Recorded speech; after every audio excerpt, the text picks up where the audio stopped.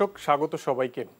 সমসাময়িক গুরুত্বপূর্ণ বিষয় নিয়ে এনটিভির নিয়মিত আয়োজন। এই সময় আপনাদের সাথে আছি আমি হাসানুল শাওন। দর্শক, আগামী 6 জুন সংসদে আগামী 2024-25 অর্থ বছরের বাজেট পেশ করা হবে। তো এই বাজেটে বর্তমান অর্থনৈতিক বাস্তবতায় অনেক চ্যালেঞ্জ নিয়ে আসলে আগামী অর্থ বছরের বাজেটটি আমাদের সামনে আসছে। এরই মধ্যে 2,65,000 কোটি টাকার বার্ষিক উন্নয়ন কর্মসূচিও অনুমোদন দিয়েছে এনইসি। তো সার্বিকভাবে এই অর্থনীতির চ্যালেঞ্জগুলো এবং বাজেট নিয়ে আমরা কথা বলবো। এই জন্য আমাদের সাথে স্টুডিওতে আজকে যোগ দিয়েছেন দুজন অতিথি। আছেন একজন সংসদ সদস্য মোহাম্মদ খসরু চৌধুরী, ঢাকা 18 আসন থেকে নির্বাচিত সংসদ সদস্য তিনি। আরও আছেন একজন গবেষক, BIISS এর গবেষণা পরিচালক ডক্টর মাহফুজ কবির। তো আমরা যাচ্ছি আলোচনায়। আপনাদের দুজনকেই স্বাগত আমাদের স্টুডিওতে। ডক্টর মাহফুজ কবির, আপনার কাছেই শুরুতে আসতে চাই। আমি যেমনটি বলছিলাম, আসলে এমন একটি সময়ে 24-25 অর্থ বছরের বাজেট আসছে যখন অর্থনীতিতে অনেক চ্যালেঞ্জ আমরা দেখছি। তো প্রথমেই একটু মূল্যস্ফীতি নিয়ে কথা বলতে চাই। গত বছরের মার্চ থেকে 9% উপরে মূল্যস্ফীতি অবস্থান করছে। খাদ্য মূল্যস্ফীতির মাত্রাটাও অনেক বেশি। তো এই উচ্চ মূল্যস্ফীতির এই সময়ে বাজেটের মাধ্যমে আসলে মানে যে নীতি গ্রহণ করা সম্ভব, সেটাতে আসলে মূল্যস্ফীতিতে কতটা নজর দেওয়া সম্ভব বা সরকারের কি করণীয় আছে এক্ষেত্রে? ধন্যবাদ। আসলে মূল্যস্ফীতি হচ্ছে একটা ফলাফল, কিন্তু এর পিছনে বেশ কিছু কারণ রয়েছে। প্রথমত আমাদের এই মুহূর্তে কিন্তু একটা সংকোচনমূলক এবং কঠোর একটা মুদ্রানীতি আমরা বাস্তবায়ন করছি। বেশ কয়েক মাস ধরে আমরা এটা করছি এই অর্থ বছরের শুরুতে। অবশ্য তার রেশটা কিন্তু এর কিছুদিন আগে থেকেও ছিল। এটা একটি বিষয়। আর একটা বিষয় হচ্ছে যে ডলারের দাম বেড়ে গেছে। বেড়ে যাওয়ার কারণে আর এক দফা নতুন করে মূল্যস্ফীতির একটা সম্ভাবনা তৈরি হয়েছে বা আশঙ্কা তৈরি হয়েছে। এটি একটি বিষয়। তৃতীয় বিষয়টা হচ্ছে যে আমাদের ডলারের ক্রাইসিস তো এমনিতেই ছিল, এবং এটার কারণে যেটা হয়েছে আর কি, যে আসলে এই ব্যবসায়ীদের মধ্যেও কিন্তু এক ধরনের যে দোলাচল বা টানাপোড়েন এইগুলো কিন্তু ছিল। এবং এটার কারণে যেটা হয়েছে যে আমাদের আসলে ইনফর্মাল ইকোনমি বেশ মাথাচড়া দিয়ে উঠেছে। তো এখানে আমরা অনেক সেটেলমেন্ট করেছি কিন্তু ইনফর্মালি, এবং বিশেষ করে যে আমাদের ইম্পোর্টের ক্ষেত্রে দেখা যাচ্ছে বাজারে কিন্তু সব রকমের পণ্যই রয়েছে। এবং এই যে আমরা বারবার বলছি যে সংকট, কিন্তু আলটিমেটলি এই আমরা যদি সুপার শপগুলোতে যাই বা এই সাধারণ যে বাজার সেখানে যাই, প্রত্যেকটা বিদেশি পণ্যই কিন্তু যেগুলো আমরা আগে ভোগ করতাম সেগুলো বাজারে রয়েছে। যদিও সরকার কিন্তু এক ধরনের যে নিয়ন্ত্রণমূলক কর যেগুলো আসলে বিলাস পণ্যের উপরে আছে সেগুলো রয়েছে। তো সেটার কারণে আসলে মূল্যস্ফীতি বেড়েছে, যার ফলে বেশ অনেকগুলো কারণে আমরা এই মুহূর্তে দেখতে পাচ্ছি যে মূল্যস্ফীতি রয়েছে বাজারে। আরেকটা বিষয় হলো যে খাদ্য মূল্যস্ফীতি, যেটা আসলে গত মাসে যেটা আমরা দেখতে পেয়েছি যে 10% কিন্তু অতিক্রম করেছে, এবং গ্রাম শহর দুটো জায়গাতেই করেছে। এবং যে খাদ্য বহির্ভূত যে মূল্যস্ফীতি সেটি এই 10%-এর কাছাকাছি আছে। তো এটা একটা দুশ্চিন্তার কারণ। এখন সরকার যেটি পরিকল্পনা করছে সেটি হলো আগামী অর্থ বছরে 6.5% আসলে এই যে মূল্যস্ফীতি সেটি নিয়ে নামিয়ে নিয়ে আসার চিন্তা করছে। তবে আমার কাছে মনে হয় যে এমনকি যদি 7.5% হয় সেটা অনেক বড় সাফল্য হবে। তার কারণ এখন যে অবস্থা, বিশ্ববাজারে কিন্তু এক ধরনের মিশ্র প্রবণতা রয়েছে। যেমন যুক্তরাজ্যের বাজারে মূল্যস্ফীতি এখন মোটামুটি প্রায় 10 বছরের মধ্যে সর্বনিম্ন। আবার যুক্তরাষ্ট্রের বাজারে মূল্যস্ফীতি খুব চড়া। মধ্যপ্রাচ্যের বাজারে মূল্যস্ফীতি অনেক চড়া, এবং জীবনযাত্রার মান বা ব্যয়টা কিন্তু অনেক বেড়ে গেছে। তো সব মিলিয়ে কোনো দেশে হয়তো বেশি মূল্যস্ফীতি, কোনোটাতে কম, এবং যেখানে বেশি সেখানে কিন্তু আবার নীতি সুদের হার বাড়ানো হচ্ছে। আমাদের দেশেও দেখা যাচ্ছে যে আমরা সুদের হার বাড়িয়ে কিন্তু কোনোভাবে হয়তো বাজারের চাহিদা কমানোর চেষ্টা করছি। কিন্তু আগামী অর্থ বছর আমার কাছে মনে হচ্ছে যে এই চ্যালেঞ্জটা একটু বড় হবে। তার কারণ গত অর্থ বছরে আমরা সেরকমভাবে আসলে মূল্যস্ফীতি নিয়ে তেমন চিন্তা করিনি, কিন্তু এই অর্থ বছর শুরু হওয়ার পরেই মূল্যস্ফীতি যে মাথাচাড়া দিয়ে উঠেছে এবং সেটা কন্টিনিউ করছে। একটা বড় সমস্যা হলো যে আমরা কিন্তু জানি না যে আসলে গতি প্রকৃতি কোন দিকে যাচ্ছে। মানে আমরা যে ধরনের নীতিই নেই না কেন, বিশেষ করে যে মুদ্রানীতির মাধ্যমে আমরা চিন্তা ভাবনা করছি যে মনিটারি পলিসি আর ফিসক্যাল পলিসির মানে সমন্বয়টা কিভাবে সম্ভব? সমন্বয় হলেও যে আসলে খুব একটা লাভ হবে বিষয়টা এরকমও নয়। তার কারণ আগে আমরা দেখতাম যে হয়তো টাইট মনিটারি পলিসি যদি থাকতো, এখানে যদি নীতি সুদের হার বেশি থাকতো, এবং এই মুহূর্তে যেটা আমরা করছি যে বন্ড ছেড়ে দিয়ে আমরা কিন্তু এই বাণিজ্যিক ব্যাংকগুলোর থেকে লিকুইডিটি তুলে নিচ্ছি, মানে কেন্দ্রীয় ব্যাংক যেটা করছে, এবং সব মিলিয়ে আসলে ব্যাংকের লিকুইডিটি কিছুটা কম এই মুহূর্তে, সুদের হার কিন্তু বেশি, এবং বলা হচ্ছে যে এখন স্মার্ট রেটটা তুলে দিয়ে কিন্তু মোটামুটি বাজারের উপরে ছেড়ে দেওয়া হচ্ছে। এবং একদিক দিয়ে কেন্দ্রীয় ব্যাংকের দিক থেকে বলা হচ্ছে যে 14%-এর উপরে হয়তো যাবে না, কিন্তু আলটিমেটলি কোথায় যাবে সেটা তো আমরা জানি না। তার কারণ ডিমান্ড সাপ্লাই দুটোর উপর ডিপেন্ড করে।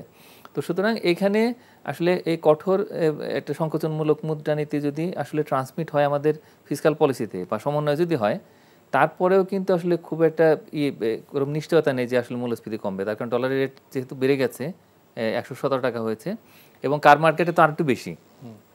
তো এই কারণেই আসলে আমদানি করা সব পণ্যেরই কিন্তু দাম বেড়ে যাওয়ার সম্ভাবনা রয়েছে এবং আসলে আগামী অর্থবছরের বাজারে যদি শুল্কের ক্ষেত্রে কিছু পরিবর্তন হয়, ভ্যাটের ক্ষেত্রে পরিবর্তন হয়, এগুলো নিয়ে কথাবার্তা চলছে। যেমন ভ্যাট যেটা হয়তো অনেক পণ্যের ক্ষেত্রে আমরা দেখব যে 15% হয়ে যাবে, এখন যেটা 5, 7, 10% রয়েছে, সেগুলোর ক্ষেত্রে এই যদি পরিবর্তন হয় তাহলে সেই ক্ষেত্রে তারও একটা প্রভাব পড়বে কিন্তু আমাদের যে মূল্যস্ফীতির মধ্যে। সুতরাং এখানে কিছুটা অনিশ্চয়তা রয়েছে এবং আমাদের ধরে নিতে হবে যে আগামী অর্থবছরের বাজেটে এমনিতেই বাজেটটা কিছুটা আকার কম হবে, মানে মোটামুটি একটা এস্টিমেট আছে যে 7,96,900 কোটি টাকার মতো, 8 লাখ কোটি টাকার মতো, 8 লাখ কোটি টাকার নিচে।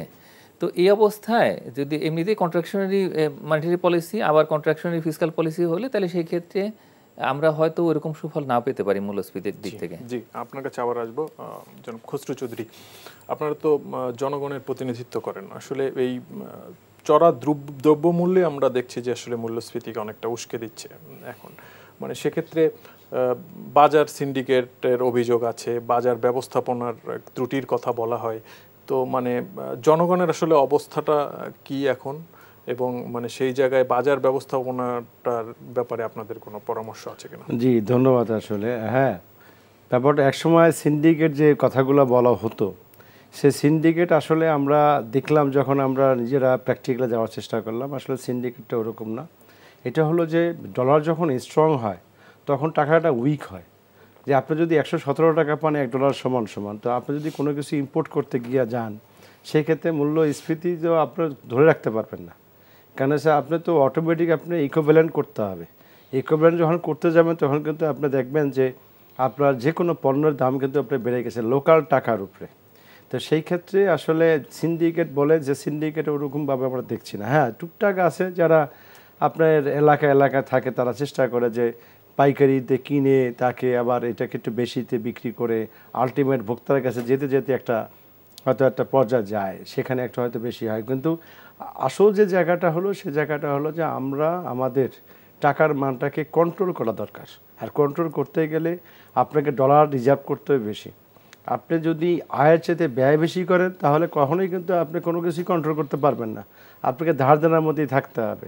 তো সেই ক্ষেত্রে আমি মনে করি যে আমরা আমাদের জায়গা থেকে যে কাজটি করা উচিত সেটা হলো যে এক্সপোর্ট ওরিয়েন্টেড, যেখানে ডলারের উপরে আমরা নির্ভর করে থাকি ইন্টারন্যাশনাল ট্রেডটাকে, যে আমি যে পণ্যটাই আমরা ইম্পোর্ট করব সে পণ্যটার পরিমাণ যে দেশ থেকে করব সেই দেশের আমাদের ট্রেড বাড়াইতে হবে। যে আমি যদি ইন্ডিয়াতে আমি যদি $10 বিলিয়ন আমরা যদি ইম্পোর্ট করি, সেখানে 10 বিলিয়ন এক্সপোর্ট করা যায় কিনা সেটা আমাকে করতে হবে, কারণ আমরা কারেন্সি সোয়াপের মধ্যে আসতে হবে।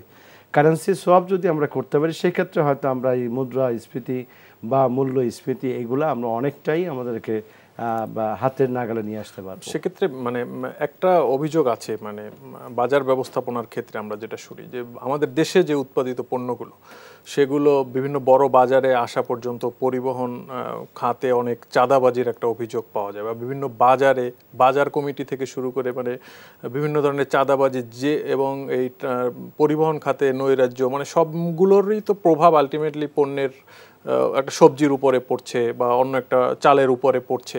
মানে এই জায়গাটা আসলে আপনাদের বাস্তব অভিজ্ঞতাটা কি? দেখুন, এই জায়গাটা আসলে আমাদের অনেক কাজ করার আছে, সেটা আমরা চেষ্টা করে যাচ্ছি অ্যাজ এ লোকাল যে প্রতিনিধি হিসাবে।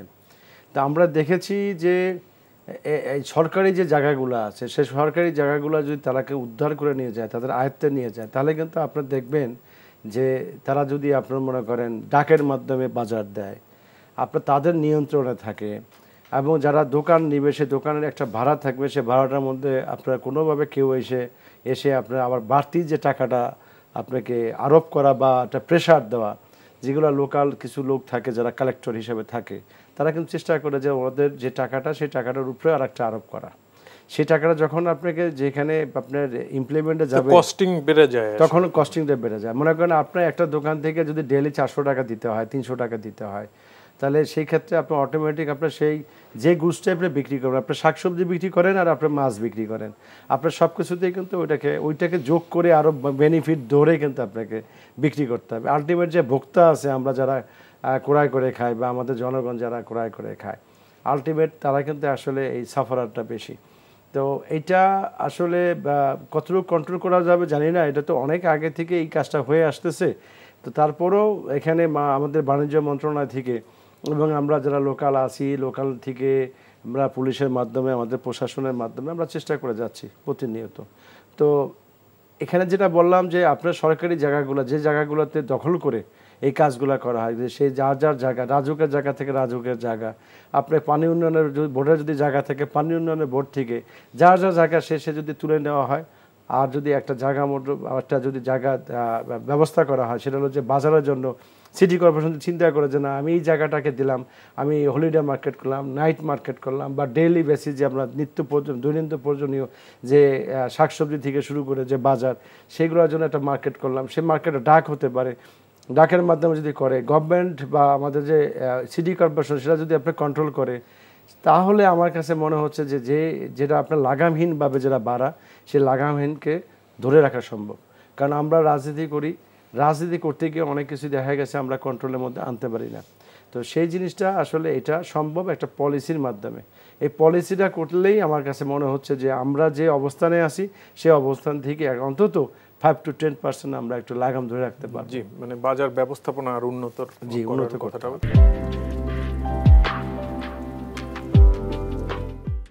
আর ডক্টর মাহফুজ কবির, আপনার কাছে আসতে যাচ্ছি যে একজন জনপ্রতিনিধি বলছিলেন বাজার ব্যবস্থাপনার কিছু দুর্বলতার কথা। তো এখন প্রশ্ন হচ্ছে যে আসলে এই যে উচ্চ মূল্যস্ফীতি, সেটি আসলে দারিদ্র্যকে উস্কে দিচ্ছে কিনা, আর সেটি যদি হয়, আমরা সাম্প্রতিক সময়ে কিছু বিবিএস এর একটা তথ্য দেখছি যে শহরাঞ্চলে বস্তিবাসীর সংখ্যা বাড়ছে। তো মানে সেই দারিদ্র্য বেড়ে যাওয়ার আশঙ্কা আছে কিনা, আর সেক্ষেত্রে আগামী অর্থ বছরে সামাজিক নিরাপত্তায় আসলে বরাদ্দের ক্ষেত্রে হোক বা সার্বিকভাবে গুরুত্ব কতখানি আসতে পারে, কি মনে হচ্ছে? আপনি খুব গুরুত্বপূর্ণ একটা প্রশ্ন করেছেন যে আসলেই যে সেই অনেক আগে, প্রায় 100 বছর আগে অর্থনীতিবিদ জন মেনার্ড কেনস বলেছিলেন যে মূল্যস্ফীতি দরিদ্রদের সবচেয়ে বড় শত্রু। দরিদ্র মানুষের এমনিতেই আয় কম, তার মধ্যে যদি জিনিসপত্রের দাম বেশি থাকে এবং বিশেষ করে তারা যে সমস্ত পণ্য ভোগ করেন, একেবারে খাদ্যপণ্য যেগুলো, তার দাম বেশি হলে তাদের কিন্তু প্রকৃত আয় সাংঘাতিকভাবে কমে যায়। এবং সেটাই এখন হয়েছে আসলে গত প্রায় 2 বছর ধরে যে আমরা একটু উচ্চ মূল্যস্ফীতির মধ্যে রয়েছি এবং কোনোভাবেই আসলে এটাকে কাবু করতে পারছি না। মাঝখানে এই যে নির্বাচনের আগে কিছুটা হয়তো স্তীমিত হয়েছিল, কিন্তু এরপরে আবার সেটা বেড়ে গেছে। তো এখন এই অবস্থাতে আসলে প্রত্যেকটা জায়গাতেই, বিশেষ করে গ্রামাঞ্চলে তো আমাদের কিছু সামাজিক নিরাপত্তা কর্মসূচি রয়েছে, কিন্তু সেখানে ভাতার পরিমাণ অত বেশি নয়। তো এই কারণেই যারা দরিদ্র অসহায় মানুষ, তো তাদের এই উচ্চ মূল্যস্ফীতির কারণে অনেক কষ্ট হচ্ছে। ঠিক তেমনিভাবে শহরাঞ্চলে কিছু কাজকর্মের সুবিধা রয়েছে এবং এখানে আরেকটা বড় সমস্যা হচ্ছে যে এখানে বস্তি রয়েছে ঠিকই, এবং বিভিন্ন কারণে আসলে গ্রাম থেকে মানুষ শহরে আসছেন, কাজের সুযোগ এখানে বেশি এবং নানা রকমের অর্থনৈতিক সুযোগ সুবিধা রয়েছে। কিন্তু তারপরেও আসলে একটা বড় অংশ মানুষ, বিশেষ করে যে নদী ভাঙ্গন বা বিভিন্ন রকমের প্রাকৃতিক দুর্যোগ কবলিত অঞ্চলের মানুষেরা কিন্তু আসলে এই শহরের বস্তিতে এসে ওঠেন।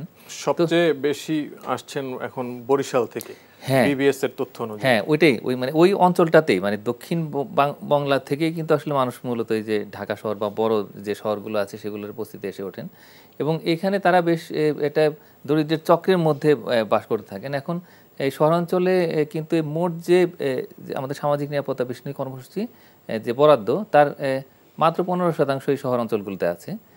কিন্তু টিসিবির কার্যক্রম আছে কিছু, এই যে খাদ্য সহায়তা, সেগুলো কিছু আছে, কিন্তু এটি ছাড়া অন্যান্য ভাতা বা এই ধরনের কর্মসূচি কিন্তু কম।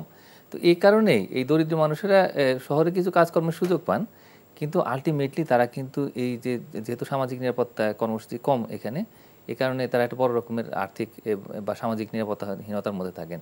তো এই অবস্থায় আমার কাছে হ্যাঁ, এবং আসলে আরেকটা বড় যেটা ইম্পর্টেন্ট বিষয় সেটা হলো যে আপনি ইতিমধ্যেই বলেছেন যে গ্রামাঞ্চলে যাই হোক যে ওইখানে কিছুটা ট্রানজ্যাকশন কস্ট আছে, যে হয়তো কৃষকের যে ক্ষেত সেখান থেকে একটা পণ্য বা খাদ্যপণ্য বাজার আসতে আসতে খুব বেশি দাম বাড়ে না, কিন্তু যখনই সেটা শহরে চলে আসে তখন কিন্তু অনেকবার হাত বদল হয়। এখানে পরিবহন খরচ রয়েছে, চাঁদাবাজিও এখানে রয়েছে, তো সব মিলে দেখা যায় যে দাম অনেক গুণ বেড়ে গেছে।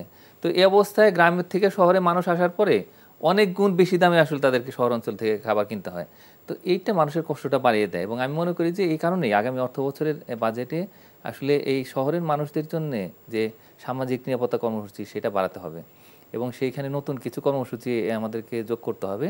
বিশেষ করে যারা বস্তিবাসী, যারা একেবারে হতদরিদ্র, তাদের জন্যে কর্মসংস্থান সৃষ্টি করার পাশাপাশি নগদ সহায়তা যেটা রয়েছে সেটি বাড়াতে হবে। এই শিক্ষার খরচ কিন্তু গ্রামের চাইতে শহরে বেশি, এবং এখানে আসলে যে উপবৃত্তি এগুলো কিন্তু কম, যার ফলে এই যে সন্তানদের জন্য মানে একেবারে দরিদ্র মানুষের সন্তানদের জন্য যে শিক্ষার সুবিধা সেটার জন্য যে ভাতা সেগুলো দিতে হবে। তারপরে যে পুষ্টি বা এই ধরনের যে কর্মসূচি বা এই যে অসহায় যে বিধবা ভাতা, তো সেগুলো যদি আমরা করতে পারি তাহলে সেই ক্ষেত্রে আমি মনে করি যে এই মুহূর্তে যে একটা মূল্যস্ফীতির কারণে এই মানুষগুলো কষ্টে রয়েছেন, বিশেষ করে দরিদ্র বস্তির মানুষেরা, যারা আবার ফ্লোটিং যে পপুলেশন, যারা ভাসমান, যারা যে একেবারে বস্তিতে না থাকতে পারলেও রাস্তার পাশে থাকেন, তো এই ধরনের মানুষদের জন্য যে কষ্টের যে সময়, সেই সময়টা আসলে কিছুটা লাঘব হবে। জি খসরু চৌধুরী, আপনারা তো একদমই জনগণের কাছাকাছি থাকেন, তো তাদের প্রত্যাশা বা আপনাদের তাদের চাহিদা অনুযায়ী প্রত্যাশাটা কি আগামী অর্থ বছরে আসলে সামাজিক নিরাপত্তা খাতে সরকারের দৃষ্টিভঙ্গি কেমন হওয়া উচিত? আপনি জানেন মনে হয় যে আমাদের এখন যে সরকার প্রায় 1 কোটি মানুষের জন্য টিসিবিটা প্রদান করে থাকেন। আসলে এটা অপ্রতুল, এটা দিন দিন মানুষ বাড়ছে, এটা আরও বাড়াইতে হবে। কিন্তু আমি মনে করি যে ওনার সঙ্গে একটু দ্বিমত করি যে গরিব যারা আছে একেবারে বস্তিতে থাকে তারা আসলে ভালোই কাটায়, তাদের কিন্তু খারাপ কাটে না। তাদের যে চাহিদা বা তারা যা কাজ করে, ঘরে বাইরে সবাই কাজ করে, কাজ করার পরে দেখা গেছে যে তারা একটা অবস্থানে থাকে, তাদের যে লেভেল সেই লেভেলের চাইতে ভালো হয়তো উঠতে পারে না, কিন্তু একই লেভেলে থাকে। যারা মধ্যবিত্ত, যারা একজন কাজ করে পুরো ফ্যামিলি একজনের উপর ডিপেন্ড করে, যদি আপনার মূল্যস্ফীতি বা আপনার যে দ্রব্যাদির দাম যদি বেড়ে যায়, সেই ক্ষেত্রে তার যে জব করে বা যে বেতনটা পায় বা তার যে ইনকাম, বিজনেস করে যে ইনকাম, সেটাকে সে কখনোই মিট আপ করতে পারবে না। ওই পর্যায়ের লোকদের কিন্তু আসলে আমাদের টিসিপি দেওয়া উচিত বা অন্য কোনো পন্থা নিয়ে ওদের পাশে যদি দাঁড়ানো যায়, আমার মনে হয় যে এটা অনেক বড় ধরনের লাভবান হবে। এবং এদেরকে টিকিয়ে রাখতে হবে, মধ্যবিত্ত টিকিয়ে রাখতে হবে। এদের মাধ্যমে কিন্তু আমাদের দেশ গড়ার থেকে শুরু করে আমরা যে কাজগুলো করে থাকি, এদের মাধ্যমেই কিন্তু আমরা দেশকে একটা পর্যায়ে নিয়ে যাই। একটা উচ্চবিত্ত তারা কখনো চিন্তাই করে না, আর নিম্নবিত্ত একই অবস্থা, তারা চিন্তা করে না, তার দিন গেলে দিন চলবে।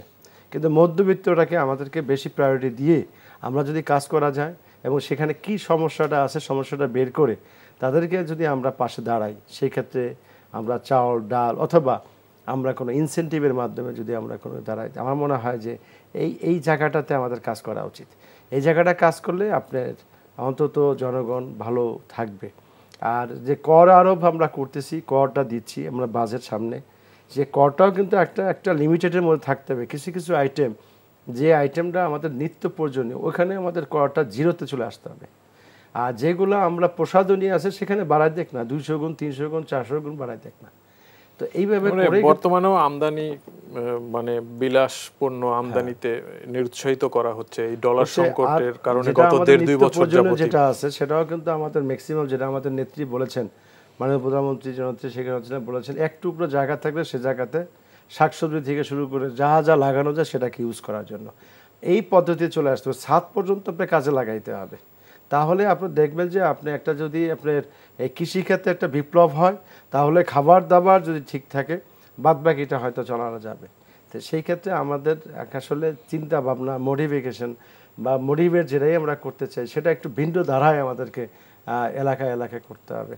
আর আপনি যেটা বলবো যে তার সাথে সাথে আমাদের আরেকটা খরচ বেড়ে যায়, যারা আমরা ব্যবসা বাণিজ্য করি বা যারা জব করে স্কুলে যায়, যদি রাস্তাঘাটটা সেই পর্যায়ে ভালো না থাকে, যেখানে আপনার উন্নয়ন হচ্ছে, উন্নয়নটা যদি ধীর গতিতে থাকে, সেই ক্ষেত্রে কিন্তু খরচও বেড়ে যায় এবং তার সাথে সাথে সেই উন্নয়নটা কিন্তু আপনার সময় মতো না শেষ হলে আপনার সবার কিন্তু দুর্ভোগ বাড়ে। আচ্ছা, আমরা এই অবকাঠামো প্রসঙ্গে আসবো। আমি আপনার কাছে একটা জিনিস জানতে চাচ্ছি যে বয়স্ক ভাতা, প্রতিবন্ধী ভাতা, সামাজিক নিরাপত্তা খাতে এই জাতীয় যেই বরাদ্দগুলো থাকে 1 কোটি পরিবারকে কার্ডের মাধ্যমে দেয়, এখানেও কিছু অনিয়মের কথা আমরা শুনি। মানে মাঠ পর্যায়ে আসলে এই সামাজিক নিরাপত্তার যে বরাদ্দগুলো, এটাও অনেক ক্ষেত্রে বলা হয় যে যথাযথ যার পাওয়ার কথা সে পাচ্ছে না। মানে আপনাদের অভিজ্ঞতাটা কি আসলে, এটা কেন হয় বা এখানে সরকারের কি করণীয় আছে? এখানে ডিলার যাদেরকে দেওয়া হয় তারা হয়তো কাউন্সিলর, ঢাকাটা আমি বলি, ঢাকা যেটা জানি, কাউন্সিলরের মাধ্যমে 10টা বা 15টা আপনার জনসংখ্যা অনুযায়ী ডিলার দেওয়া হয়। আমি মনে করি যারা আমরা সংসদ সদস্য আছি, আমাদের মাধ্যমে যদি কিছু ডিলার ব্যবস্থা করা হয়, টিসিবির ব্যবস্থা করা হয়, যে তাহলে আমরা মনে হয় ক্রস চেক করে আমরা এই যে কাজগুলো হচ্ছে সেই কাজগুলো যেগুলো আপনাদের বাদ পড়ে যাচ্ছে বা এলাকার যে প্রতিবন্ধী থেকে শুরু করে অনেকে পায় না। আমি দেখেছি যে 1000 আপনার কার্ড পাইলেও 1000 থেকে আরও 5000 লোক পাচ্ছে না। সেই ক্ষেত্রে দেখা গেছে আমরা মনিটরিং যদি করি এবং তার সাথে সাথে কাউন্সিলররা মনিটরিং করে এবং সেই মনিটরিংয়ের মধ্যে যদি আমরা করি, কার্ডের পরিমাণ বাড়াইয়া দেই, আর আমরা যদি এটাকে গভর্নমেন্ট থেকে যদি আমরা বেশি চাহিদা অনুযায়ী আমরা এক একটা এলাকায় কাউন্ট করে করে সেটা দিই, সেটা যদি তারা আমরা কনসিডারেশনে আসে, আমার মনে হয় এটা ভালো হবে। আর প্রতিবন্ধী আর বয়স্ক ভাতা এটাকে আসলে যেভাবে দেওয়া হয় বা যে অ্যামাউন্ট দেওয়া হয় এটাকে অবশ্যই বাড়াইতে হবে, এটাকে অবশ্যই বাড়াইতে হবে। কারণ বর্তমান যে অবস্থান আমরা দেখছি, আমরা বাজারের অবস্থান, সেখান থেকে ওরা চলতে পারবে না। এখান থেকে মিনিমাম 3 থেকে 400 বা 500 টাকা বাড়াইতে হবে। জি, বুঝতে পেরেছি ডক্টর মাহফুজ কবির। মানে বাড়ানোর তাগিদ তো আছে, জনপ্রতিনিধি একজন বলছিলেন। তো আমরাও মাঠ পর্যায়ে যখন কাজ করি সবারই দাবি আসলে এই বরাদ্দগুলো আরও বাড়ানো, আওতা আরও বাড়ানো। মানে আসলে বর্তমানে যে অর্থনৈতিক বাস্তবতায় সরকার আছে, মানে সেখানে আসলে এই বরাদ্দ বাড়ানোর তাগিদ আছে, কিন্তু সেটি বাড়ানোর আসলে সম্ভাবনা কতখানি বা ওই ধরনের বাস্তবতা সরকারের সামনে আছে কিনা? হ্যাঁ, আমি মনে করি যে আসলে বাজেটের যে কতগুলো ডাইমেনশন রয়েছে, এর মধ্যে একটা হচ্ছে সোশ্যাল জাস্টিস বা সামাজিক ন্যায় বিচার। তো এই জায়গাতে আসলে কম্প্রোমাইজ করার কোনো সুযোগ নেই। এবং এই মুহূর্তে আসলে আমাদের অর্থনীতিতে চাপ রয়েছে, রাজস্ব আদায়ের ক্ষেত্রে বেশ কিছু অনিশ্চয়তা আছে, তার কারণ এমনিতেই আসলে বেসরকারি বিনিয়োগ সেটা কিছুটা কমে গেছে এবং এটা অবশ্যই বেশ কিছু কারণেই আসলে এটা কমে গেছে। বিশেষ করে যেহেতু এখন ঋণের খরচটা বেশি, মানে ব্যবসা বাণিজ্যের খরচটা অনেক বেড়ে গেছে, এই কারণেই আসলে এই যারা বেসরকারি বিনিয়োগ করে থাকেন তো তারা কিছুটা নিরুৎসাহিত অবস্থাতে আছেন। তো এই অবস্থায়ও আসলে আমাদের পিছু হটার কোনো সুযোগ নেই, তার কারণ এই যে যারা ভালনারেবল পপুলেশন বা দুস্থ মানুষ, তাদেরকে তো কনসিডারেশনের মধ্যে নিয়ে আসতে হবে, অন্যদের জন্য আমরা যা করি বা করি না কেন। তো এই কারণে মাননীয় প্রধানমন্ত্রী কিন্তু খুব পরিষ্কার করে বলে দিয়েছেন যে এইবার কিন্তু আসলে এই যে সামাজিক নিরাপত্তা বেষ্টনী কর্মসূচির আওতাও বাড়বে এবং একই সঙ্গে সুবিধাগুলি তো বাড়বেই, পাশাপাশি ভাতার ক্ষেত্রেও কিছুটা হয়তো পরিবর্তন হতে পারে।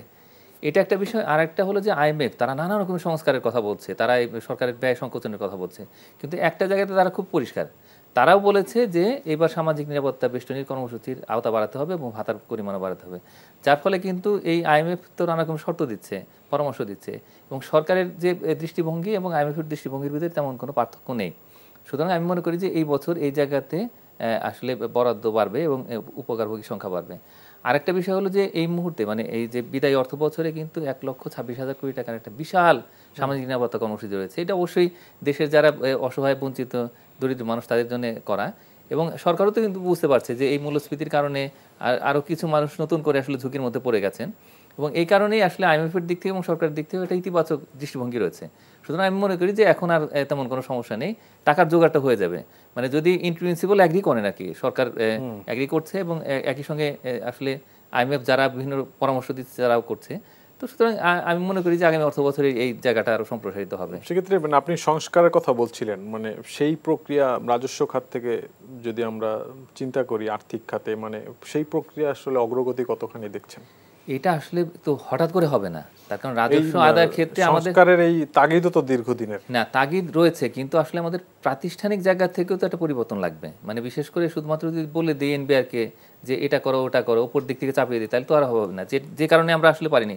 আমরা এই স্টুডিও থেকেই অনেকবার বলেছি, আরও 5-7 বছর ধরে বলছি যে এই যে জাতীয় রাজস্ব বোর্ড, তার একটা কাঠামোগত পরিবর্তন দরকার। সেখানে যদি কৌশলগত এক ধরনের সংস্কার যদি না হয়, তাহলে সেই ক্ষেত্রে কিন্তু এই যে এখনকার যে রুলস অফ বিজনেস, সেটা দিয়ে আসলে আমাদের রাজস্ব আদায়ের ক্ষেত্রে তেমন কোনো পরিবর্তন হবে না। এই মুহূর্তে যেটি হচ্ছে সেটি হলো যে অর্থ মন্ত্রণালয় একটা চাপিয়ে দিচ্ছে তাদের প্রজেকশন অনুযায়ী, এবং সেটা বাস্তবায়ন করছে আসলে NBR-এর এখনকার যে জনবল কাঠামো এবং তাদের যে কাজ, সেটা আসলে তারা মোর অফ ট্যাক্স কালেক্টর, তারা কিন্তু ট্যাক্স বা রেভিনিউ প্ল্যানার না। যার ফলে তারা কিন্তু পরিকল্পনা করছে না, তারা শুধু আদায় করছেন। এইভাবে আসলে হয় না। আর তাদের জলবনের সংকট রয়েছে, তেমনি করে তাদের এই যে এই মুহূর্তে যে আসলে কৌশল, রাজস্বের কৌশল, সেই জায়গাতেও তারা কিন্তু এই গতানুগতিক পদ্ধতি ব্যবহার করছেন। তো এইভাবে আসলে আমাদের যে ট্যাক্স কালেকশনের টার্গেট এবং রিফর্ম যেগুলোর কথা বলা হচ্ছে আসলে IMF-এর দিক থেকে, তো সেটা অনেকটা শুধু পড়া হতো। আমি মনে করি যে আগামী অর্থ বছরের বাজেটে এখানে কিছুটা ডিরেকশন দরকার আছে, যে এখন এই মুহূর্তে উপর থেকে চাপিয়ে দেওয়া হচ্ছে, আসলে উল্টোটা যেন হয় এবং সেই কাজটা যেন আগামী অর্থ বছর থেকে শুরু করে। তাইলেই না, যদি তারা ভালো রেভিনিউ আদায় করতে পারেন, তখন আমরা এই যে আমাদের যে সমস্ত পরিকল্পনাগুলো আছে সেগুলো অর্থায়ন করতে পারি। জি, খসরুদ্দিন, কর ব্যবস্থায় আসলে আপনাদের অভিজ্ঞতা কি? আপনি একজন CIPO, মানে করের ব্যাপারে যদি বলেন তাহলে আমার ব্যবসার কিছু আলাপ আলোচনা করতে হয়। সেটা হলো যে আপনারা জানেন যে আমরা এক্সপোর্ট ওরিয়েন্টেড বিজনেস করি। আমরা কর তো ডেফিনেটলি আমরা দিই, আমাদের তো অটোমেটিক ব্যাংক থেকে আমাদের টাকা কেটে রাখে। তো সেই ক্ষেত্রে যে জিনিসটা হলো যে একটা হ্যাসেল ফ্রি বিজনেস যদি আপনি করতে না পারেন তাহলে কিন্তু আপনি কখনোই ব্যবসা করে ভালো করবেন না, এবং সেই ব্যবসা ভালো না করা মানে হলো আপনার দেশ ভালো হবে না, দেশের ইনকাম বাড়বে না। তো আমি বলতে চাচ্ছি যে কাস্টমস এবং এনবিআর যদি আপনি কর আরোপ করে, সে করটা কিসের উপরে আরোপ করলো, কোনটার উপরে আরোপ করলো, আরোপ করা কি ঠিক হচ্ছে কিনা, এই জিনিসগুলো তাদেরকে জ্ঞানের মধ্যে আনতে হবে। তারা অনেক সময় দেখা গেছে যে আমাদের যে এক্সপোর্ট ওরিয়েন্টেড আছে, এসএস কোড সকালবেলা একটা দিলে বিকালবেলা আর একটা দেয়। তো দেখা গেছে আমাদের অনেক হ্যাম্পার হয় মাল ছাড়াইতে। আমরা যারা সিএনএফ করে, ক্লিয়ারিং অ্যান্ড ফরওয়ার্ডিং করে, তারা কিন্তু প্রচণ্ড পরিমাণে ঝামেলা থাকে, এবং আমাদের কমার্শিয়ালরা কিন্তু দেখা গেছে যে সময় মতো মালটা ছাড়াইতে পারে না। আলটিমেট পোর্ট ড্যামারেজ হয়, কাস্টমার অখুশি হয়, সব কিছু মিলে। এবং আমরা দেখা গেছে যে যখনই আমরা পোর্টের মধ্যে রেখে দিই বা অনেক কিছুই আনহ্যাপেড জিনিসগুলো হয়, সেটা হলো যে আপনার ফেব্রিকের মধ্যে কোটিং থাকে, সেখানে আটকে দেয়। আমরা এসএস কোডের যে ঝামেলার জন্য আমরা যে বিজনেস থেকে পিছিয়ে যাচ্ছে, আসলে আপনি দেখেছেন প্রায় 133টা গার্মেন্টস ফ্যাক্টরি কিন্তু বন্ধ হয়ে যাচ্ছে, যে বিকজ অফ আপনার তারা কিন্তু কোনোভাবেই মার্কেট টিকে থাকতে পারতেছে না। এটা অনেকগুলো কারণ আছে। সেই কারণগুলো, এই ধরনের অনেক বিষয়ই তো আসলে আপনাদের অভিযোগ দীর্ঘদিনের, এবং দাবি একটি যে সহজীকরণ যাতে হয়, আধুনিকায়ন যাতে হয়, সেই জায়গাটায় উন্নতি কতখানি দেখছেন? আমি বলবো যে এখনও আমরা সেই সিগনিফিক্যান্ট যে আমরা কোনো উন্নতি দেখছি না। যে আমাদের বলতেছিলাম যে আমাদেরকে অনলাইন করে দেওয়া হোক, আমরা অনলাইন করে দেওয়ার পরে দেখা গেছে যে সেটাকে ফ্রিভাবে চলছে না, কেউ না কেউ এটাকে হস্তক্ষেপ করছে। যে আপনি এসএস কোড কিন্তু দেখবেন যে আপনার অনলাইনে পাওয়া যায়, অনলাইনে পাওয়া যাবে, সকালবেলা পাচ্ছেন, পরের দিন সকালবেলা দেখা গেছে যে ওটা অন্য একটা এসএস কোড হয়েছে, কেউ না কেউ কন্ট্রোল করতেছে। তো এই জিনিসগুলো আপনাকে বন্ধ করতে হবে, কেন সে আপনার দেশের স্বার্থে বন্ধ করতে হবে। যারা করছে তারা হয়তো দেশকে ভালোবাসে, নাকি বাংলাদেশকে আসলে বাংলাদেশ থেকে বিজনেসটা চলে যাক সেটাই কি চিন্তা করছে কিনা, সেটা আমার মাঝে মধ্যে সন্দিহান। যে আপনি দেখেন 84% ইনকাম কিন্তু আমাদের এই গার্মেন্টস ট্রেড থেকে আসে, আর গার্মেন্টস ট্রেডের সঙ্গে কিন্তু আমরা যদি বলি আমরা বাজার পর্যন্ত কিন্তু আমাদের এটার সঙ্গে রিলেটেড। আজকে ইনকাম হবে একটা, আমরা 40 লক্ষ বা ওয়ার্কারের মতো আমাদেরকে এই ট্রেডে কাজ করে, এবং তার সাথে সাথে আমরা মনে করি যে 1.5 লক্ষ পরিবার কিন্তু এখানে থাকে।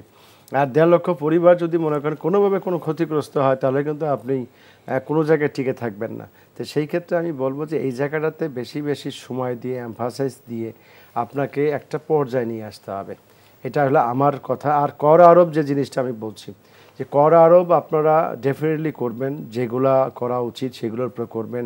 নিত্য প্রয়োজনীয় উপরে আপনারা কখনই করবেন না। ফুডের উপরে সেখানে অবশ্যই যাতে জিরোর মধ্যে থাকে, সেখানে যেন কোনোভাবেই আপনার ক্ষতিগ্রস্তের মধ্যে না পড়ে জনগণ, সেদিকে খেয়াল রাখতে হবে। তাহলেই হয়তো দেখা গেছে যে মুদ্রাস্ফীতি বা মূল্যস্ফীতি যেটাই আমরা বলি, দ্রব্যাদি আমরা একটা পর্যায়ে রাখতে পারবো। জি, আমরা একটু অন্য বিষয়ে, অবকাঠামো বিষয়ে আলোচনা করতে চাই। মানে আসলে জনগণের প্রত্যাশা থাকে অনেক, সাম্প্রতিক সময় আমরা দেখেছি যে অনেক মেগা প্রজেক্ট উদ্বোধন হয়েছে, যার সুফলও জনগণ পাচ্ছে। দেশব্যাপী উন্নয়ন কর্মকাণ্ডের ব্যাপ্তিটা আসলে এখন অনেক বড়, উন্নয়নের চাহিদাও হয়তো আরও বেশি। সেই জায়গা থেকে সরকার তার জায়গা থেকে চেষ্টা করছে। তো আমি 2,65,000 কোটি টাকা আগামী অর্থ বছরের জন্য বার্ষিক উন্নয়ন কর্মসূচিতে বরাদ্দ 2,65,000 কোটি টাকা। তো উন্নয়ন প্রকল্প বাস্তবায়নের ক্ষেত্রে কি কোনো পরামর্শ আপনাদের পক্ষ থেকে আছে কিনা? জি, উন্নয়নটা হলো এরকম একটা জিনিস যেটা আপনার গতিটা চলমান অবস্থায় থাকবে, সেটা যেন কোনোভাবে আপনার মানে স্থবির না হয়, সেদিকে খেয়াল রাখতে হবে। যতক্ষণ পর্যন্ত আপনার কাজটা সম্পূর্ণ না হবে ততক্ষণ পর্যন্ত কিন্তু মিটার ঘুরতে থাকবে, খরচ বাড়তেই থাকবে। তো সেই ক্ষেত্রে আমরা বলবো যে ইন্টারন্যাশনালে যেহেতু আপনার মূল্যস্ফীতি আছে, মুদ্রাস্ফীতি আছে, সেখানে আপনার কাজটা যেন আপনি উইদিন দ্য টাইমের মধ্যে শেষ করতে পারলে সেই ক্ষেত্রে আপনার উন্নয়ন ঠিক মতো থাকবে এবং সেটা কষ্ট ঠিক মতো থাকবে।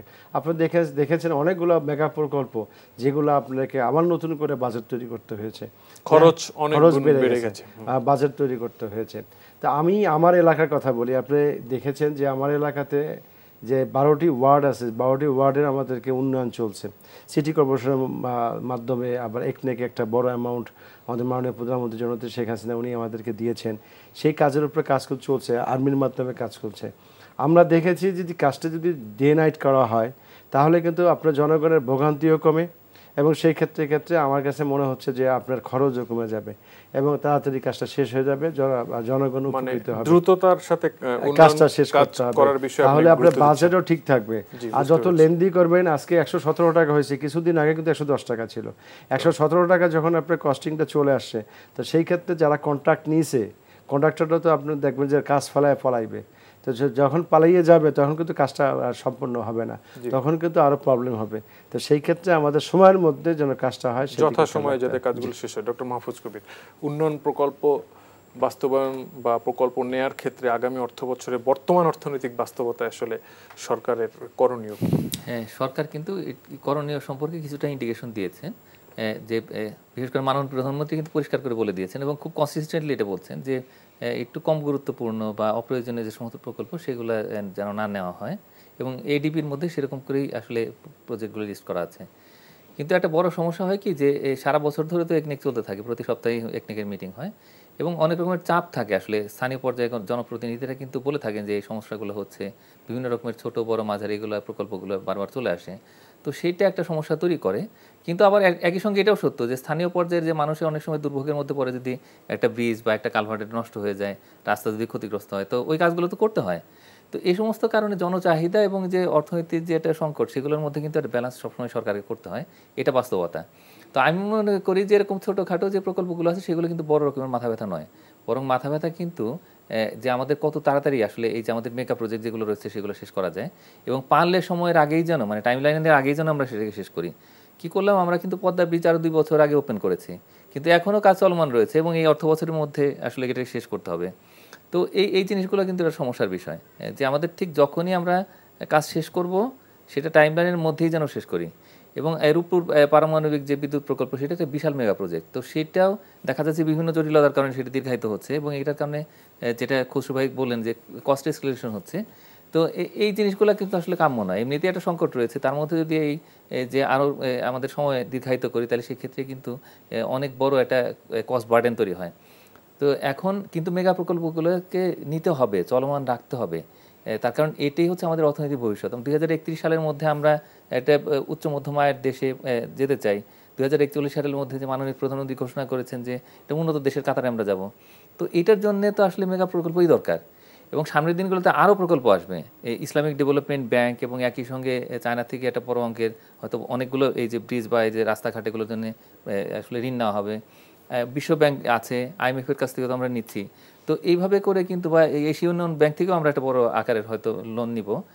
পাশাপাশি জায়গা কিন্তু বিশাল একটা ঋণ নিয়ে কিন্তু বসে আছে, এবং তাদের বিগ বি যে পুরো বে অফ বেঙ্গলকে নিয়ে তাদের একটা বড় পরিকল্পনা রয়েছে। তো সামনের দিনগুলোতে আমাদের প্রচুর অর্থ আসবে, অনেক বড় বড় মেগা প্রকল্প সেগুলো আসবে। কিন্তু আরেকটা সমস্যা আমাদের আছে, সেটা হলো 2026-এর পরে আমরা কিন্তু এত সহজে এইভাবে সহজ শর্তে ঋণ পাবো না। তো সুতরাং আমাদের এই মেগা প্রকল্পগুলো লাগবে, এবং আগামী অর্থ বছরে এই মেগা প্রকল্প চলমান থাকতে হবে, কিন্তু একটু কম গুরুত্বপূর্ণ সেই প্রকল্পগুলো একটু যেন বিলম্বিত করি, এবং অপ্রয়োজনীয় প্রকল্পগুলোকে যেন আমরা বাদ দিয়ে রাখি। তো এইভাবে করে যেন আমরা আমাদের বাজেটটাকে তৈরি করি, এবং সেইভাবে আসলে আমাদের নীতিগত যে দিকগুলো সেগুলো ঠিক করতে হবে। জি, খসরু চৌধুরী, একটা দীর্ঘদিনেরই আসলে দাবি আমরা বিভিন্ন ফোরাম থেকে এবং জনগণের পক্ষ থেকে, যে স্বাস্থ্য খাত নিয়ে আসলে অনেক কথা হয়। মানে আপনাদের অভিজ্ঞতাটা আসলে কি? মাঠ পর্যায়ে আমরা শুনি যে স্বাস্থ্য খাতে পলিসি মেকিং লেভেল থেকে বলা হয় স্বাস্থ্য খাতে বরাদ্দ কম, বাট সরকারের অর্থনীতি কিছু বাস্তবতায় হয়তো সেভাবে আমরা বরাদ্দটা করতে পারি না প্রতি অর্থ বছরে। তো মানে স্বাস্থ্য খাতে আসলে কোন কোন জায়গায় কাজ করার আছে সরকারের? স্বাস্থ্য খাতটা আমরা দেখেছি যে, যেহেতু আমি এখন প্রতিনিধি হিসেবে আছি ঢাকা 18 আসনে, অনেকগুলো এলাকা আছে, আমি ম্যাক্সিমাম এলাকায় দেখেছি যে আপনার সরকারি কোনো হসপিটাল নাই। আর সরকারি হসপিটালটা হলো যে আমরা মধ্যবিত্ত থেকে শুরু করে একেবারে গরিব পর্যায়ে যারা আছে তারা কিন্তু সেবা পেতে পারে, মাত্র 20 টাকা বা 50 টাকা সেবা পেতে পারে, সেই জায়গাতে আমাদের কাজ করার জায়গা আছে। কিন্তু এই ঢাকার শহরের উপরে কিন্তু আমি দেখছি যে কোনোভাবেই কোনো রকম খেয়াল থাকে না, কারণ মনে করে যে অনেক বড় বড় ব্যবসায়ী আছে, বিশাল বিশাল হসপিটাল দিছে, কিন্তু এই শহরের মধ্যে কিন্তু সবচেয়ে বেশি গরিব মিসকিন থাকে, একেবারে যারা দিন আনে দিন খায়। তো তাদের কিন্তু কোনো সেবাই আমরা দিতে পারি না। আলটিমেট তারা কিন্তু একেবারে যে অবস্থা থাকে তার থেকে আরও বাজে অবস্থায় চলে যায়। যদি একটা বড় ধরনের অসুখ থাকে, সেই অসুস্থতার কারণেই সে জমি জমা থেকে বিক্রি করে এসে কিন্তু তারপরও উনি ওনার সুস্থতা পায় না। তো সেই ক্ষেত্রে আমি বলবো যে প্রতিটা এলাকাতেই একটা জায়গা, যদি আমাদের এখানে অনেক খাস জায়গা আছে, খাস জায়গার মধ্যে যদি আমরা কমিউনিটি ক্লিনিক করে দিতে পারি, অথবা 20-22 শয্যা বিশিষ্ট আমরা একটা হসপিটাল করে দিতে পারি, প্রতি ওয়ার্ডে ওয়ার্ডে যদি আমরা না পারি, প্রতি এরিয়াতে যদি করি, যে আমি আমার আসন যদি চিন্তা করি, আমরা দক্ষিণখান উত্তরখানে যদি 2টা করে দেই, খিলক্ষেতের দিকে একটা করে দেই, তুরাগে একটা করে দেই, তাহলে ওইখানকার লোকগুলা, আমরা প্রায় 30 লক্ষ মানুষ বাস করে, ভোটার হয়তো কম কিন্তু মানুষের সংখ্যা অনেক বেশি, ফ্লোটিং লোক অনেক বেশি। আর যারা গরিব তারা কিন্তু আমাদের মানে সরকারি হাসপাতাল নেই। সরকারি হাসপাতালটা আমি আমার এলাকাতে একেবারেই নাই। আমি যে শুধু একটা আছে আমাদের কুয়েত মৈত্রী, এই কুয়েত মৈত্রী দিয়ে আমরা সে সাপোর্টটা দিতে পারি না। এবং কুর্মিটোলা একটা আছে, সে কুর্মিটোলা একটা বর্ডারের মধ্যে, সেই বর্ডার যার ফলে একটা প্রেশার হয়ে যায়। আর এইগুলা এখন বড় আকার হচ্ছে, কিন্তু বড় আকার হইলেও যে আপনাকে এরিয়া ওয়াইজ করতে হবে, নাহলে ওইখান থেকে চলাচল করতে পারে না, অনেক দূর থাকে, সেখান থেকে আপনার রোগীদের সাপোর্ট দেওয়া যায় না।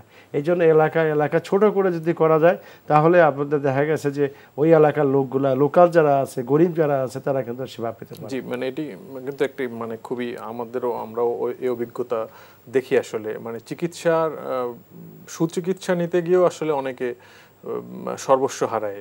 যদি একটু বড় রোগ হয়, দেখা যাচ্ছে যে প্রাইভেট মেডিকেলগুলোতে যদি ছুটতে হয়, মানে সেই ক্ষেত্রে সরকারি এই যে স্বাস্থ্যসেবার আওতা বৃদ্ধিতে আসলে করণীয় কি? এটা একটা খুব চিন্তার বিষয় যে আসলে গত কয়েক অর্থ বছর আমরা দেখতে পেয়েছি যে এই স্বাস্থ্য খাতের যে বরাদ্দটা হয় সেটা সঠিকভাবে বাস্তবায়ন করতে পারে না এই স্বাস্থ্য মন্ত্রণালয়। এটা অত্যন্ত দুঃখজনক বিষয়।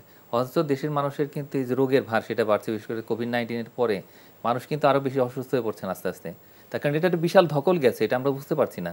এবং একই সঙ্গে আরও নতুন নতুন নন কমিউনিকেবল যে ডিজিজগুলো সেগুলো বাড়ছে, সেখানে হৃদরোগ, তারপরে ক্যান্সার এবং একই সঙ্গে ডায়াবেটিস, এগুলো কিন্তু বেড়ে যাচ্ছে আস্তে আস্তে। তো এখন এই আরও অন্যান্য রোগও আছে আমাদের। তো এখন এই রোগের কারণে কিন্তু দেখা যাচ্ছে মধ্যবিত্ত, নিম্নবিত্ত তারা কিন্তু বেশি সমস্যার মধ্যে পড়ছেন। তাদের জন্য যে ধরনের স্বাস্থ্যসেবা প্রয়োজন, একেবারে ডিসেন্ট্রালাইজড হইতে একেবারে প্রত্যেকটা জায়গায় স্থানীয় পর্যায়ে আসলে ভালো চিকিৎসা সেবার যে সুবিধা সেগুলো দরকার। তো এখন প্রাইভেট সেক্টরটাকে একটু রেগুলেট করা দরকার। তার কারণ এই মুহূর্তে যেটা হচ্ছে যে প্রাইভেট সেক্টরে গিয়ে কোনো একটা রোগী গেলেই দেখা যায় যে এত রকমের টেস্ট করতে হয়, যে অপ্রয়োজনীয় টেস্ট করতে হয়, যেটা বিশাল একটা চক্র তৈরি হয়েছে। আমি মনে করি যে এই জায়গাতে যদি রেগুলেশনটা আসে এবং একই সঙ্গে সরকারি যে সেবা সেটা যদি এই প্রত্যেকটা অঞ্চলে যদি আমরা এরকম দিতে পারি, তাহলে এবং নাগালের মধ্যে দিতে পারি, তাহলে সেক্ষেত্রে একটা অ্যাফোর্ডেবল যে হেলথ সার্ভিস সেটা তৈরি হবে। কিছু কিছু কাজ হচ্ছে, যেমন এই যে বিশেষ করে সরকারি কর্মচারীদের জন্য কিছু হসপিটাল তৈরি হচ্ছে এখন, তো সেখানেও সাধারণ মানুষ যেতে পারছেন। আমি মনে করি যে এইভাবে করে প্রত্যেকটা মানুষের দোরগোড়ায় আসলে স্বাস্থ্যসেবা দিতে হবে। শিক্ষা এবং স্বাস্থ্য এই দুটো অত্যন্ত মৌলিক সেবা যেটা সরকার প্রদান করবে। তো সেই জায়গাতে যদি আমরা প্রত্যেকটা জায়গাতে পাড়ায় পাড়ায় স্কুল করতে পারি, তাহলে কেন আমরা হসপিটাল করতে পারবো না, কমিউনিটি ক্লিনিক করতে পারবো না? তো আমি মনে করি যে এই জায়গাটাতেও একটু নতুন দৃষ্টিভঙ্গি দরকার, এবং অবশ্যই যে পরিমাণে আসলে বরাদ্দ দেওয়া হচ্ছে এই স্বাস্থ্য খাতকে সেটার বাস্তবায়ন করতে হবে, টাকাটা যেন ফেরত না যায়। অন্য জায়গাতে অতিরিক্ত ব্যয় হচ্ছে, কিন্তু এই স্বাস্থ্য সেবার মতো একটা ক্রিটিক্যাল সেক্টর, তো সেখানে যদি ব্যয় করতে না পারি তাহলে এটা খুবই দুঃখজনক। জি, আমাদের হাতে একদমই সময় কম। খসরু চৌধুরী, আপনার কাছে একদম শেষ একটা জিনিস জানতে চাচ্ছি যে মানে কর্মসংস্থান বান্ধব বাজেটের জন্য আসলে আপনার কোনো পরামর্শ আছে কিনা? কর্মসংস্থান বান্ধব যদি আপনি বাজেট চান, তাহলে আমি বলবো যে কারিগরি শিক্ষাটা আমাদেরকে বেশ এগিয়ে নিতে হবে। কারণ হচ্ছে আপনি যদি স্কিলনেস থাকে, ওয়ার্কার যদি স্কিল থাকে, তাহলে আপনি কাজ করতে পারবেন, সহজে কাজ করা যাবে এবং আপনি এই দেশের জন্য কাজ করে যেতে পারবেন। এবং অনেক ধরনের যেগুলো আছে, যেমন মনে করেন আমরা যদি গাড়ি তৈরি করতে চাই, আমরা যদি ইলেকট্রনিক্স বা ইলেকট্রিসিটির যে আইটেমগুলো আছে সেটাও যদি আমরা তৈরি করতে পারি, বর্তমানে আমরা কিন্তু পুরোপুরি চায়নার উপর ডিপেন্ড, এটা কিন্তু বাংলাদেশে করতে পারি আমরা। তো সেই ক্ষেত্রে বলবো যে আমরা যাদের আপনার বিভিন্ন প্রতিষ্ঠান আছে তাদেরকে আমরা বলবো যে এই প্রতিষ্ঠানগুলোর মধ্যে আপনারা কারিগরি শিক্ষাটা আপনারা শুরু করেন। সেই ক্ষেত্রে আমার মনে হচ্ছে যে স্কিল ওয়ার্কার হলে আপনি দেশের বাইরেও যাবে, দেশের মধ্যেও কাজ করতে হবে, এটা আমাদের খুব জরুরি। জি, আমাদের হাতে আর সময় নেই। আপনাদের দুজনকেই ধন্যবাদ আমাদের স্টুডিওতে এসে গুরুত্বপূর্ণ আলোচনায় অংশ নেওয়ার জন্য। ধন্যবাদ আপনাকে। দর্শক, আপনারা জানেন যে আসলে ঘূর্ণিঝড় রিমাল এরই মধ্যে আঘাত হেনেছে। তো বাংলাদেশের উপকূলীয় জেলাগুলোতে বিশেষ করে 16টি জেলায় জলোচ্ছ্বাসের আশঙ্কা করা হচ্ছে। কিছু কিছু জেলার বেশ কিছু এলাকা এরই মধ্যে প্লাবিত হয়েছে। তো এই মুহূর্তে ঘূর্ণিঝড়টি মংলা অতিক্রম করছে। তো এর মধ্যে আসলে এই প্রাকৃতিক দুর্যোগে আমাদের প্রত্যাশা থাকবে যাতে ক্ষয়ক্ষতি কম হয়, এবং আপনারাও সবাই চেষ্টা করবেন, যারা এই উপকূলীয় এলাকাগুলোতে আছেন তারা নিরাপদে থাকার চেষ্টা করবেন। আমরা আশা করছি যে বিপদ দ্রুতই কেটে যাবে। তো আজ এখানেই শেষ করছি।